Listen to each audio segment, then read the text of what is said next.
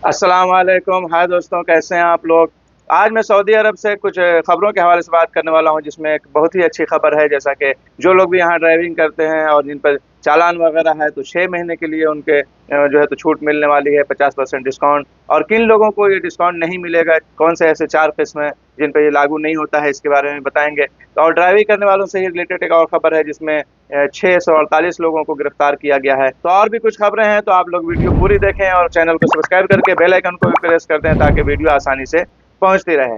आइए सबसे पहले बात करते हैं, जैसा कि मैंने कहा, डिस्काउंट के हवाले से, ट्रैफिक चालान के हवाले से। तो यहाँ पे आप लोग फोटो में देख सकते हैं कि खादिम हरमैन शरीफैन शाह मोहम्मद बिन अब्दुल अजीज अल सऊद और वली अहद शहजादा मोहम्मद बिन सलमान की हिदायत पर अमल करते हुए मिनिस्ट्री ऑफ इंटीरियर ने ऐसे ट्रैफिक चालान जो अदा नहीं किए गए हैं, उन पर 50% डिस्काउंट देने का ऐलान किया है।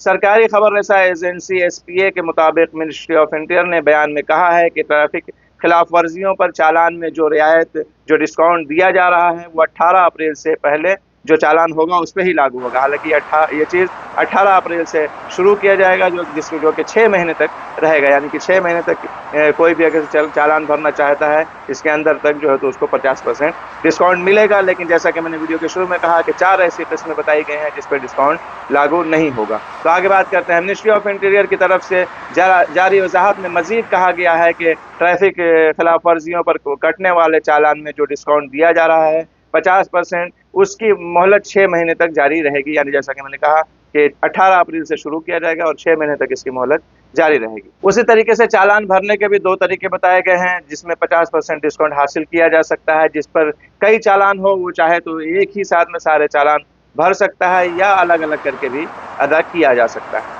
लेकिन ट्रैफिक पुलिस का कहना है कि 4 किस्म के जुर्माने ऐसे हैं जिन पर डिस्काउंट लागू नहीं होगा। तो यहाँ पे सबसे पहला नंबर है कार स्क्रैचिंग। आप लोग यहाँ पे देख सकते हैं कि कार स्क्रैचिंग का जो जुर्माना होगा उस पर डिस्काउंट नहीं है। उसी तरीके से दूसरे नंबर पे नशे की हालत में, अगर से कोई नशे की हालत में ड्राइविंग करते हुए पकड़ा गया और उस पर चालान हुआ है, तो उस पर भी ये डिस्काउंट लागू नहीं होगा। उसी तरीके से तीसरे और चौथे नंबर के लिए बताया गया है कि ऐसी रोड, ऐसे शाहराहा, ऐसे रोड जहाँ पे जो स्पीड की लिमिट है 120 किलोमीटर प्रति घंटा है, अगर से इंसान इससे भी ज़्यादा यानी 50 किलोमीटर प्रति घंटा स्पीड ज़्यादा कर दे, इस हिसाब से ड्राइविंग करे, यानी 120 की जगह पर अगर से 170 के हिसाब से चले, तो उस पर जो चालान होगा उस पर भी ये रियायत वाला, डिस्काउंट वाला मामला नहीं होगा। वहीं ऐसी रोड जिसके स्पीड की हद यानी कि 140 किलोमीटर है, वहाँ पर अगर से बंदा 170 की स्पीड में ड्राइविंग करता है, उस पर जो चालान होगा उस पर भी ये रियायत, ये डिस्काउंट लागू नहीं होगा। तो इस 4 तरह के चालान पर डिस्काउंट नहीं मिलेगा। तो चलिए अब चलते हैं दूसरी खबर की तरफ। जैसा कि मैंने कहा कि 648 लोगों को गिरफ्तार किया गया है। तो जनरल